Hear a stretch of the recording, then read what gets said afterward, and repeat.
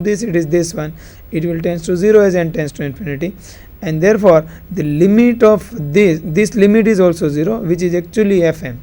So what we have is the following, that if m factorial x belongs to z, fm x is 1, but when m factorial f x does not belongs to z, fm x is 0. So for any real x we have, fm x is nothing but it is either 0 or 1. 0 when m factorial x belongs to z, and it is 1 when m factorial x is does not belongs to z. Okay. Now let us look at the cases when x is irrational or rational. So x irrational, if x is irrational, then we can see that if you multiply it with any integer, it cannot be an integer because it is already irrational. Fine. So x irrational implies m factorial x cannot be an integer, if whatever m natural number you take. And once m factorial x is not an integer, we know fm x is 1. So m factorial does not belong to z. So that will imply fm x is fm. I think I made a mistake somewhere here. So fm x will be 1. Actually this should be 1 here, because x is irrational, m factorial does not belong to z, so this should be 1, and this also should be 1. Further when x is rational, you correct this, that this should be 1, let me tell you, and this also should be 1. When x is rational, say x is equal to p by q, where p is integer and q n, then you can see that because x is in the form p by q, and when m is greater than or equal to q, and we look at m factorial, the n factorial will contain q as a factor, and that factor will cancel with this when you multiply m factorial into x, and therefore m factorial z x will be an integer, and in that case this should be 0. Okay, look at again,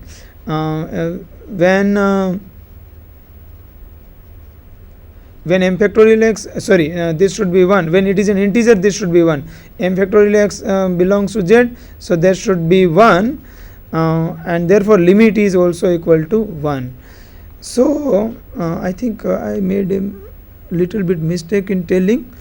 When m factorial x z is integer, fm is 1, and it is not an integer, fm is 0. So integer then 1, so here there should be a change, here it should be 1 and 0. Okay, so, and according change is here, this is right and this is also right. So we have this, that limit of fm is 0 when x is irrational, and here it is 1 when x is rational. In other words, if you take this particular function and take limit n tends to infinity first and then m tends to infinity, because fm is defined as limit of this, so it will be the Dirichlet function. So we have thus obtained an everywhere discontinuous limit function, because this function is nowhere continuous, which is not even, in fact you can say that it is not a Riemann integrable also on any closed interval.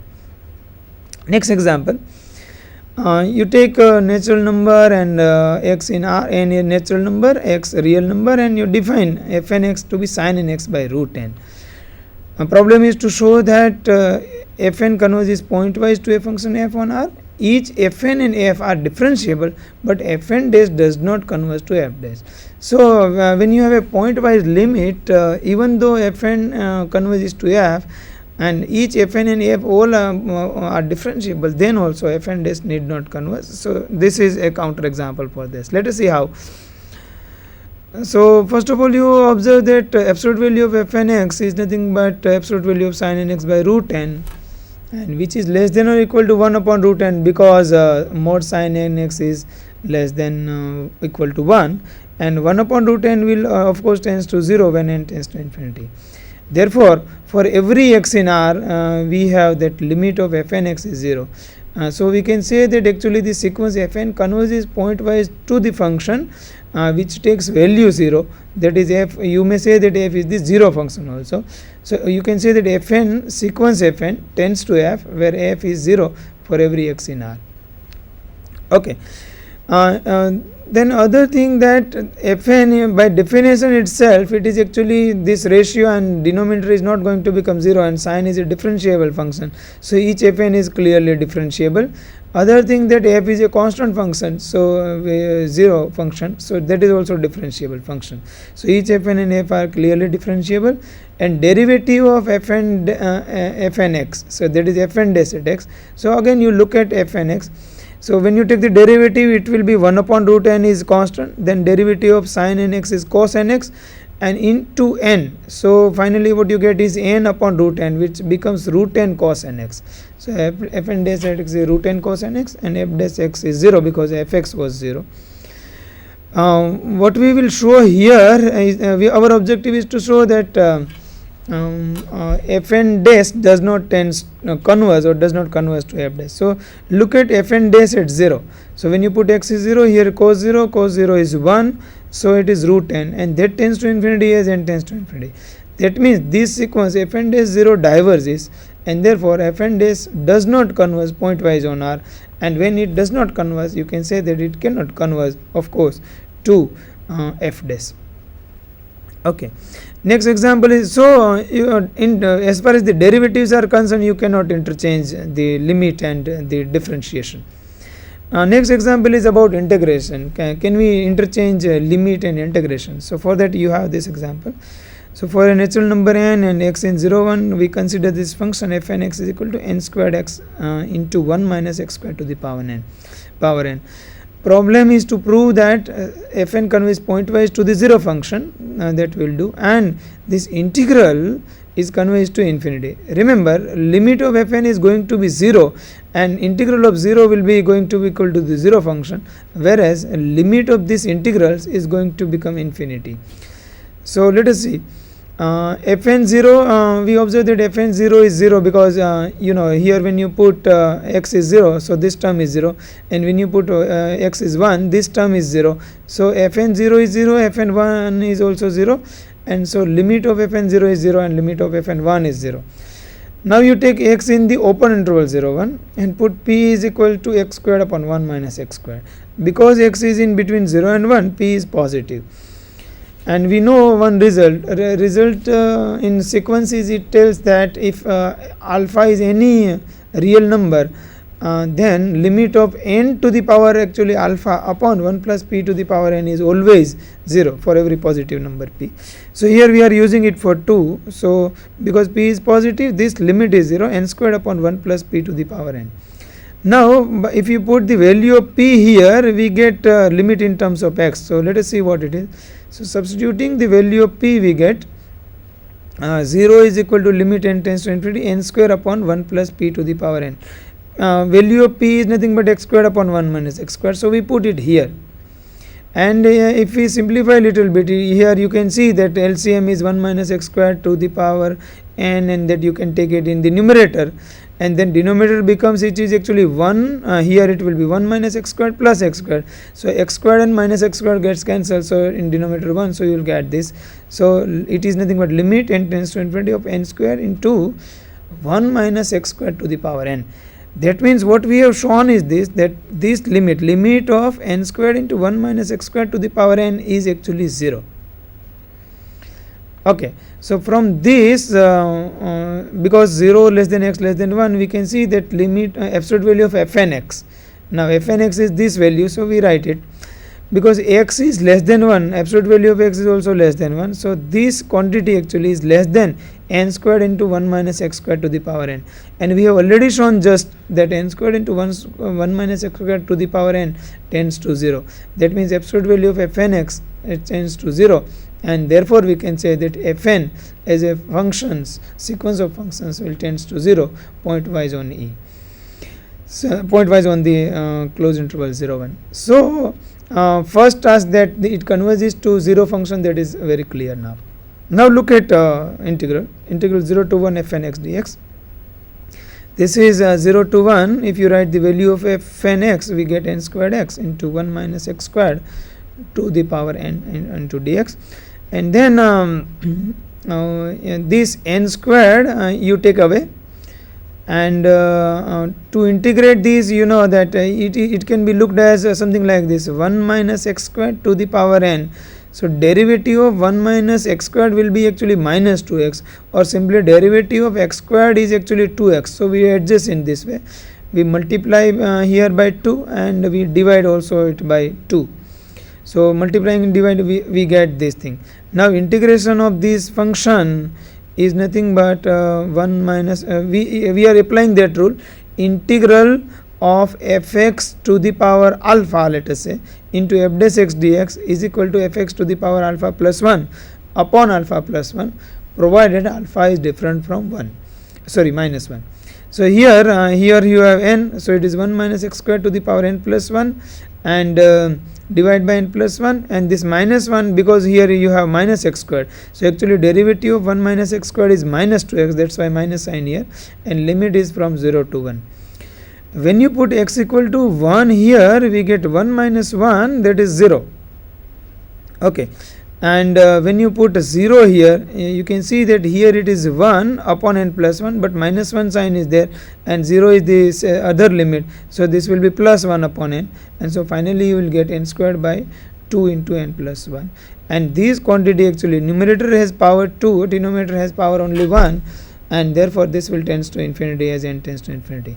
So what we have shown is this, that fn tends to 0 pointwise on 0 1, but limit limit of these integrals is actually infinity. And if you take the integral of the limit function, what is limit function here? 0, so that will be the 0 function. Okay, so we have shown that here you can say that you cannot interchange limit and integration. Okay, next in the same example, if you replace this n squared by n, we can have the following example, other one, that is as here. If you consider fn x is equal to n x into 1 minus x squared to the power n, then also as in the above case, we can show that actually limit of fn x 0 for all x in 0 1, because at there here we have n, and at there we had n squared, and the result I have mentioned that limit of n to the power alpha upon 1 plus p to the power n is equal to 0 is true for every alpha. So here you can use it for alpha equal to 1. But in this case, using calculations as above, you can see that in doing this calculation, actually we have taken n squared away, then remaining integral was calculated here, and it was 1 upon 2 n plus 1. So similarly here now we can take n squared away, n away. You can take n away, and in that case, it is a mistake here, that here it should be n instead of n squared, because n squared was there in the previous example. Now this should be n. So if this is n here, then you can see that its limit is nothing but 1 upon 2, because here it is n, here it is n, you divide by n, then it will be here 1 upon 2 into 1 plus 1 upon n, which will tends to 1. So in this case, what we are getting is that limit of integral is nothing but 1 upon 2, which is finite. Whereas if you look at integral of the limit function, so integral 0 to from 1, limit of this, it is nothing but integral of 0 to 1 of 0 dx, because limit of this is 0 and that is 0. So limit of the integral is 1 upon 2, but integral of the limit is 0. Okay, therefore we can say that the limit of integrals need not be equal to the integral of limit, even if both are finite. Here you can see that integral of limit is also finite, and limit of integrals is also finite. Therefore we cannot interchange. So after these examples which show that what can go wrong if limit processes are interchanged carelessly, we now define a new mode of convergence stronger than pointwise convergence defined above, which will enable us to arrive at positive results. So that convergence is nothing but known as uniform convergence. So we give the definition here. We say that a sequence of functions fn converges uniformly on E to a complex valued function f if for every epsilon greater than 0 there exists n belongs to n, that is a natural number, such that n greater than equal to n, that is small n is again a natural number, and greater than equal to n implies absolute value of fn x minus fx is less than equal to epsilon for all x in E. So this is definition of uniform convergence, that what we are telling, that for a given positive number epsilon there exists a natural number such that this inequality actually holds, say 6 is hold for all x in E.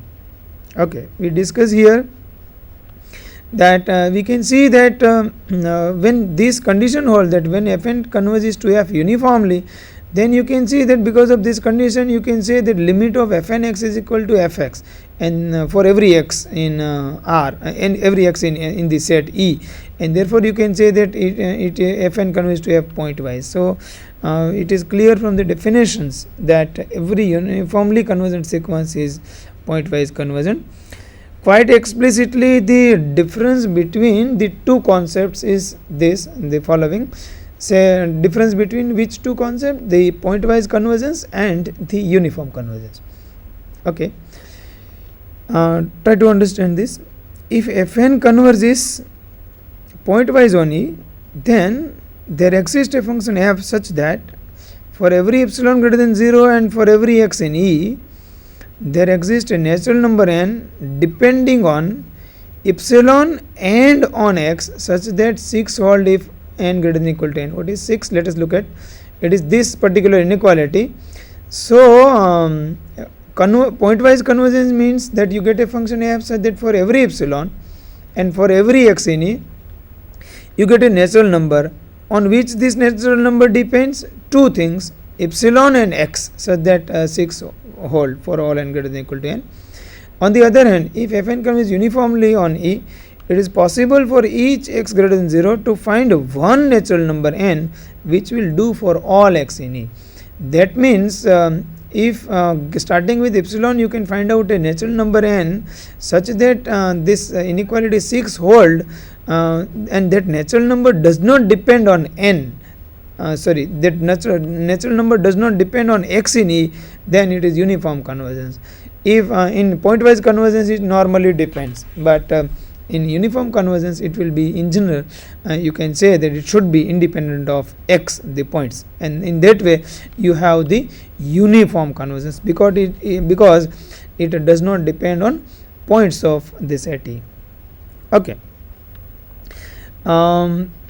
Then we can have similarly the notion